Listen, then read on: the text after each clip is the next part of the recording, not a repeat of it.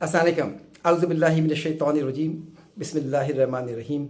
21वीं रमज़ान है और 31 मार्च 2024 और मैं हूँ उबैद अली। अस्सलाम वालेकुम। Roohi Ubaid, centre for quality sciences. आज का हमारा मौजू एक नई दवा जो पिछले 4-5 रोज़ कबल US food and drug administration ने मार्केट अथॉराइजेशन जिसके लिए जारी की है, यानी कि रजिस्टर्ड की गई है, अलाउ की गई है इस्तेमाल करने के लिए। और बीमारी है आपका पल्मोनरी आर्टीरियल हाइपरटेंशन, ये यानी कि जो लंग्स में आर्टरीज हैं उनमें ब्लड प्रेशर बढ़ जाता है। ब्लड का प्रेशर उन आर्टरीज में, खूनों की उन शरियानों में जो आपके फेफड़े में हैं, बिल्कुल। उसके अंदर प्रेशर बढ़ता है। तो वो क्या है, बीमारी क्या है, दवा क्या है, क्या उस दवा की कीमत क्या है, बाहर क्या रखी गई है, इस दवा का क्या फ़ायदा है, बीमारी कितनी नुकसानदायक है, इन सब मौज़ूआत पर हम गुफ्तगू करेंगे। तो शुरू कर। दवा का नाम है सोटैटरसेप्ट और जैसा कि हमने जिक्र किया ये पल्मोनरी आर्टीरियल हाइपरटेंशन के लिए है। सोटैटरसेप्ट एक रिकम्बिनेंट प्रोटीन है और पहले हम बात कर लेते हैं कि ये पल्मोनरी आर्टीरियल हाइपरटेंशन क्या है, इसमें होता क्या है। इसमें बेसिकली मरीज़ फटीग महसूस करता है, डिजीनेस महसूस करता है, उसके सीने में दर्द होता है, स्वेलिंग हो जाती है, लिप्स और फिंगर्स जो हैं वो नीले पड़ जाते हैं। और मैं आपसे शेयर करूं कि ये बहुत रेयर बीमारी है, यानी नाजिर, शाजिर और नाजिर बीमारी होती है। एक अंदाजे के मुताबिक 20,000 में से एक आदमी को होती है, यानी कि 20,000 में से अगर एक, तो 2 लाख में से 10, 20 लाख में से 100, 2 करोड़ में से 1000 और 20 करोड़ में से 10,000। यानी कि अगर मैं कहूँ कि पाकिस्तान में 10,000 लोगों को ये बीमारी है, ये बीमारी इंतहाई ख़तरनाक बीमारी है। इसमें हमने पहले हफ्ते बात की कि जो आपका रेस्पिरेटरी सिस्टम है, जिसमें खूनों की नालियाँ हैं, खून की जो नालियाँ हैं वो ऑक्सीजन के साथ खून लेके जा रही हैं, और ये जो खून पंप कर रहा है इसे हम कहते हैं दिल। ये एक बड़ा पंपिंग स्टेशन है जिसके अंदर छोटे छोटे पंपिंग स्टेशन हैं। तो दिल का जो मुख्तलिफ़ खाने हैं, उनमें से एक खाना जो राइट वेंट्रिकुलर कहलाता है, वो प्रेशर देता है तो खून पहुंचता है फेफड़े के अंदर, लंग्स में। अब फेफड़े की जो बारीक लाइनें हैं या पाइप्स हैं, जिन्हें हम आर्टरीज कह रहे हैं, अगर इनके अंदर कोई ब्लॉकेज आ जाए, इनके अंदर कोई नुकसान पहुंच जाए, नैरो हो जाएंगे, ये बारीक हो जाएं, तो ऐसी सूरत हाल में प्रेशर बढ़ता है, और जब प्रेशर बढ़ता है तो हार्ट को ज़्यादा काम करना पड़ता है वो दवा पहुँचाने के लिए। अब ये बीमारी जो है ये ज़्यादातर ख़वातीन में है और जो एज ग्रुप है वो 30 से 60 ईयर्स है। और एक और इशू इसमें ये है कि ये विद इन 5 ईयर्स ये डेथ तक ले जाता है और ये इनक्योरेबल है एट द मोमेंट। जिस तरह हम कैंसर को और डायलिसिस के बारे में जानते हैं, इस तरह ये भी जो है पल्मोनरी आर्टीरियल हाइपरटेंशन, ये बीमारी जो है वो अल्टीमेटली डेथ की तरफ चली जाती है। 5 से 7 साल का प्रोग्नोसिस है इसका, यानी कि इससे ज़्यादा नहीं हो पाता। और इसमें कई क्लास हैं, क्लास 1 जिसमें, और क्लास 2, क्लास 3, क्लास 4, बीमारी को 4 क्लासों में डिवाइड किया गया है। जी, उसमें इस तरह से है कि विदाउट एनी फिजिकल सिम्टम्स जो है ना वो आप अपनी एक्टिविटीज़ कैरी आउट कर सकता है मरीज़। फिर क्लास 1 है और उसके बाद जब क्लास 2 आती है तो क्लास 2 में कुछ सिम्टम्स के साथ फटीग और उसके साथ ये कैरी आउट कर सकता है, स्लाइट सिम्टम्स होते हैं। क्लास 3 में सिग्निफिकेंट हो जाते हैं सिम्टम्स और क्लास 4 में जाकर ज़्यादा दिक्कत पेश आती है और ये मुश्किल सूरत हाल की तरफ ले जाता है। हाँ, वो काम नहीं कर पाता। तो अब ये बीमारी का जो था मैनेजमेंट, वो वैसोडायलेटर इस्तेमाल करते थे, और बीमारी हमने आपसे शेयर करी रही कि बीमारी क्या है, सिम्टम्स को मैनेज करते थे। अब इसके लिए दवा जो चंद रोज़ कबल पिछले हफ्ते अप्रूव हुई है FDA से, वो है सोटैटरसेप्ट। तो अब दवा में बात करते हैं कि ये दवा है क्या होगा। अच्छा, पहले सोटैटरसेप्ट से बात करने से पहले ये बता दें कि ये बायोलॉजिकल ड्रग है, आपने बात करी ली, रिकम्बिनेंट प्रोटीन है ये, और इसका मतलब है कि ये कहीं ना कहीं ये 2 डिफरेंट जीन इस्तेमाल हुए हैं इस प्रोडक्ट को बनाने के लिए। इस प्रोडक्ट की जो कीमत है, 1 साल की जो थेरेपी है, उसकी पाकिस्तानी कीमत जो बन रही है वो 7 करोड़ रुपए बन रही है। हर 3 हफ्ते में लगने वाली ये इंजेक्शन है। और जी बिल्कुल 7 करोड़ पाकिस्तानी है, और अगर आप डॉलर में देखें तो $238,000 पर ईयर है ये मर्क कंपनी ने इस ड्रग को क्योंकि फ्री मार्केट है अमेरिका में, उन्होंने इसकी ये कीमत रखी है। और लेकिन ये भी आपसे शेयर करें कि ये दवा एक नॉवेल ड्रग है, एक हैरत अंगेज़ दवा है, एक नए रास्ते से इस बीमारी के ऊपर कंट्रोल करने की कोशिश करता है। अभी आने वाले दिनों में समझ में आएगा कि कितना ये इफ़ेक्टिव है, लेकिन ये हमने ज़रूर देखा कि ये दवा जो है वो जो खून की नालियाँ हैं उसके अंदर, लंग्स के अंदर, उसमें जो समझ लीजिए जो कुछ जमा हो रहा है इसके वो नैरो जो करने के लिए पाइपलाइन को उसकी वो समझ लीजिए वाइपिंग करता है, सफाई कर रहा होता है। जी मॉप करता होता है, उसकी सफाई करता है, और उसकी वजह से जो नैरो हो गई हैं वो फिर आहिस्ता आहिस्ता बेहतरी की तरफ आती हैं, और उनमें जो ब्लड फ्लो है वो बेहतर हो जाता है। अच्छा, अब उसके क्लिनिकल ट्रायल की कुछ बात कर लेते हैं कि क्लिनिकल ट्रायल में क्या सूरत हाल रही। तो ये दुनिया भर में हुआ, मतलब ग्लोबल था, डबल ब्लाइंड था, रेंडमाइज था, प्लेसबो कंट्रोल ट्रायल था ये, जिसमें 163 लोगों को ड्रग दी गई और 160 लोगों को प्लेसबो दिया गया। यानी कि दवा नहीं दी गई इनको, ऐसे वैसी ही कोई चीज़ दे दी गई जी, जिसमें कोई असर ना हो, बेअसर चीज़ दे दी गई दवा की जगह। जी, और जो इसकी टारगेट डोज थी वो 0.7 मिलीग्राम पर केजी सबक्यूटेनियस दिया गया ये, और एवरी 3 वीक्स ये इसकी डोजिंग की जाती है। इंजेक्टेबल फॉर्म में? इंजेक्टेबल फॉर्म में है। ठीक है। अच्छा, इसमें 323 पेशेंट्स एनरोल्ड थे, जिनमें से मैंने आपको बताया कि 163 को ड्रग दी गई और 160 को प्लेसबो दिया गया। वीक 24 पर जो इम्प्रूवमेंट सामने आई वो ये है कि base improvement in FC from base line जो है वो सामने आई। एफसी का भी वैसा एक्सप्लेन करते हैं।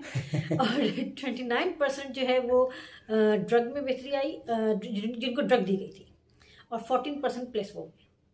अच्छा, पता है कि हम टेक्निकलिटी की तरफ से थोड़ा सा कम जाना चाहते हैं। ये जो इम्यूनोलॉजी है, इसमें इम्यूनोग्लोबुलिन है, और जो भी आपका इम्यूनोग्लोबुलिन है उसका एक स्ट्रक्चर होता है ये बिल्कुल इस तरह। तो जो ये जो 2 पोर्शन हैं, ये 2 फिलामेंट हैं, इसको ए और बी कहते हैं, और जो निचला है इसे हम सी कहते हैं, FC फ्रेगमेंट सी। तो ए और बी जो है वो कैच करने के या रिसेप्टर के तौर पे काम आता है, और सी जो है वो अपना इफेक्ट बायोलॉजिकल एक्टिविटी देने के काम आता है। तो वो ये बेसिकली फार्माकोडायनेमिकली इसको नापा गया है, ये सरोगेट इसको मेजर किया गया है, डायरेक्ट इफेक्ट इसका और इस ड्रग का प्लेसिबो के साथ। और जो रिजल्ट था वो उन्होंने बताया कि जब वो देख रहे थे कि कितना मखसूस टाइम में कितना मूवमेंट जो है वो बढ़ गया है, कितना चल सकते हैं इजीली, उससे उन्होंने नापा है। जी, एंड पॉइंट्स इसको इस तरह देखा गया है कि जो एनरोल्ड थे पेशेंट्स, वो जब वॉक करते थे तो 6 मिनट्स की वॉक का जो डिस्टेंस था उसमें क्या तब्दीली आई है, कितना इजाफा जी हुआ। कितना इजाफा हुआ है। तो जो जिनको ड्रग दी गई थी उनमें 34.4 मीटर का इजाफा हुआ है, जबकि जिनको प्लेसबो दिया गया था उनमें 1 मीटर का इजाफा हुआ है। अच्छा, ये बात तो सिग्निफिकेंट है अगर तमाम चीज़ें कंट्रोल हो, लेकिन इस पर अभी हम अपना कमेंट रोक लेते हैं। दिस इज़ द आउटकम जो कि पब्लिश हुआ यूरोपियन, उसके अंदर इंग्लैंड जर्नल ऑफ मेडिसिन के अंदर। उसके अलावा FDA ने इसको रिव्यू किया, छांटा, परखा और इस ट्रायल को जो है वो अप्रूव किया। और ये काफ़ी दिन से ट्रायल चल रहा था। ये ड्रग पहले किसी और मतलब के लिए जो डेवलप हो रही थी, आहिस्ता आहिस्ता यहाँ तक पहुँची है ये ड्रग। और इस बात को भी हम रोक लेते हैं कि उसके क्या रिजल्ट्स आते हैं। लेकिन बहरहाल ये जो इंडिकेटर्स जिसकी बुनियाद पर ये दवा नापी गई है वो सिर्फ ये नहीं है कि उन्होंने वो चला के देखा है, उन्होंने उसके अलावा कुछ बायोमार्कर्स को भी नापा है। बायोमार्कर्स में है BNP, और BNP stands for brain नाइट्रोयूरेटिक protein peptide. Yes, अच्छा, पेप्टाइड। ठीक है। तो ये अच्छा, इसमें जो क्लिनिकल ट्रायल में एक और बात सामने आई, तो 24 वीक्स पे हमने बात की, और 33.6 वीक्स पे 84% रिडक्शन देखी गई क्लिनिकल वर्सनिंग में, यानी कि क्लिनिकल जो ख़राब हो रही थी चीज़ें वो बेहतरी की तरफ आ रही थी। और इसमें डेथ में भी 84% रिडक्शन देखने में आई है। अच्छा, ये एक यूनिक दवा है इस वक्त, लेकिन जो कीमत इसकी है वो बड़ी हॉरेबल है। अच्छा, इस दवा की जो ट्रायल है तो वो जो और दवाएं चल रही थी वैसोडाइलेटर के हिसाब से जो मैनेज कर रही थी इस कंडीशंस को, वो चलती रही हैं। उसके साथ उन्होंने ये ऐड किया है drug, and that is a recombinant.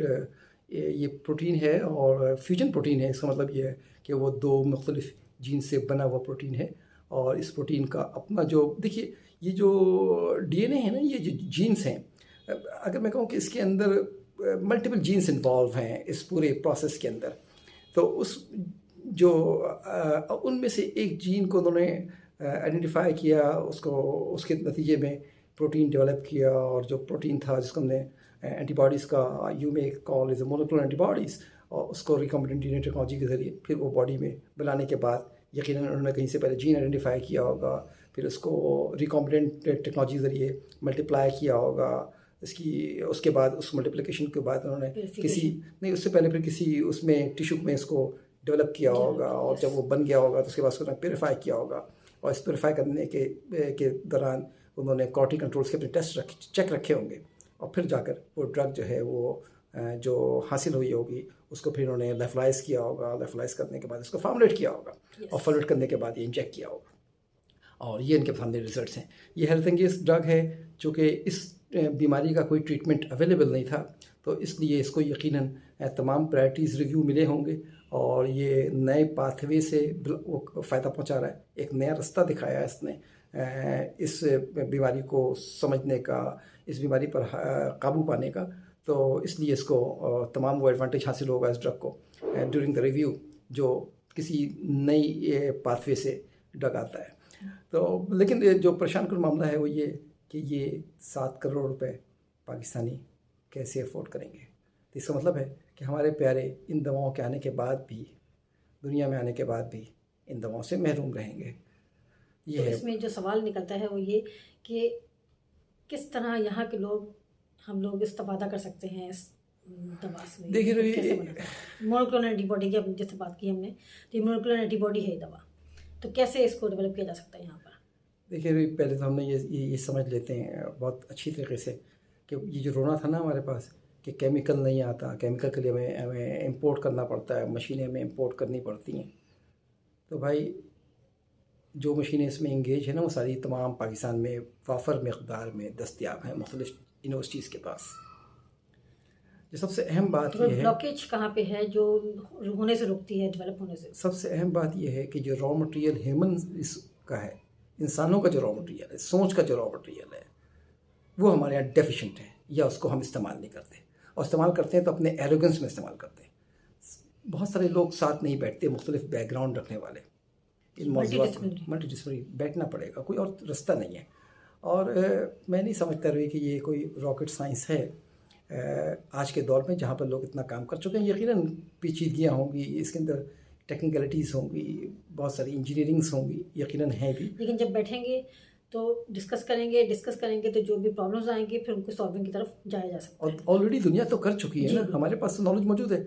हम तो डिपेंडेंट इन्फॉर्मेशन के हैं, डिपेंडेंट जो हैं हम नॉलेज के हैं, और तो कोई चीज़ नहीं है। और नॉलेज जो है, ये नॉलेज का दौर है, नॉलेज फ्लो कर रहा है। जिस तरह इसमें प्रोलिफरेशन ऑफ द सेल होती है इस बीमारी के अंदर, जो पाइप होती है उसके अंदर जो नाली है उसमें ना बढ़ना शुरू हो जाता है, कंट्रोल से बाहर हो जाता है। जब कंट्रोल से बाहर होगा करता है, बढ़ रहा होता है, तो उसके से नाली तंग हो रही होती है। और ये जो दवा है वो प्रोलिफरेशन को रोकती है, जो नैरो हो रही है उसको, उसकी नैरोइंग कम करती है और उसको वाइड करती है, फ्लो बढ़ा देती है, ऑक्सीजन रिच ब्लड का फ्लो बढ़ा देती है। जैसे फर्ज कर लीजिए कि आपका ये है ना शारा फैसल कराची का, जिसमें कोई वो नहीं है, रास्ते में कोई रुकावट नहीं है। एक वो रास्ता है जाने का सीधा सीधा, और एक रास्ता है आप अपनी गली कुचों में घूम रहे हैं, चाहे लालू खेत की हो, लहरी की हो, लांडी की हो, करंगी की हो, जहाँ गड़े भी हैं, जहाँ आगे पीछे से लोग आ भी रहे हैं, रुके हुए भी हैं, ब्लॉकेज भी है।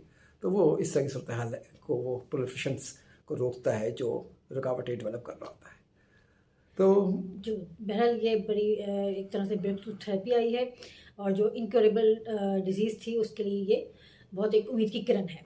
और मैं आपकी बात से बिल्कुल मुत्तफिक हूँ कि हम यहाँ इसी सूरत में डेवलप कर सकते हैं कि हमारा जो रॉ मटेरियल है, जो लोग हैं, वो आपस में बैठें, पढ़ें, डिस्कस करें, और प्रॉब्लम के सामने रख के उसके सॉल्विंग की तरफ आएँ। हम बहुत सारे टेक्निकल जो अल्फाज हैं, वो चाहे उनका ताल्लुक़ फार्माकोलॉजी से हो, फार्माकोकाइनेटिक्स से हो, या मैन्युफैक्चरिंग टेक्नोलॉजी से हो, या बायोटेक्नोलॉजी से हो, उसका दानिस्तान इस्तेमाल नहीं करते ताकि आप आसानी से ये बात हम अपनी रख सकें। और इसमें जो कमी पेशी हो वो आप ज़रूर बताइएगा।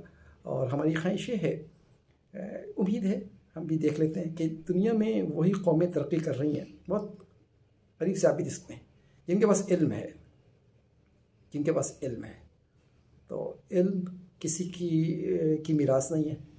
अल्लाह करे कि हमारे जो लोग यहाँ पर हैं, हमारे जो प्यारे हैं, इनके पास भी इन तमाम दवाओं की सहूलत दस्तयाब हो और हम दुनिया को शायद वाकई कोई हम शराकतदारी करें दुनिया के दर्द को दूर करने में, कोई दवा हम यहाँ से सस्ती बना लें।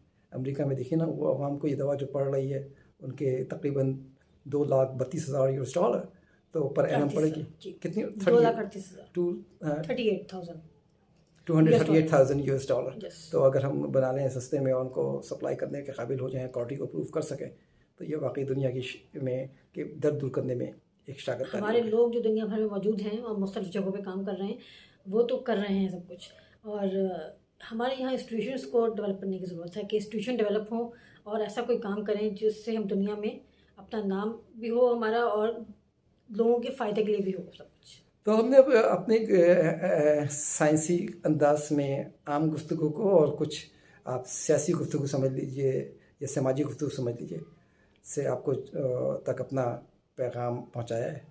उम्मीद है कि कल या आने वाले दिनों में हम फिर इस मौजू पर ज़िंदगी रही तो बात करने के काबिल होंगे।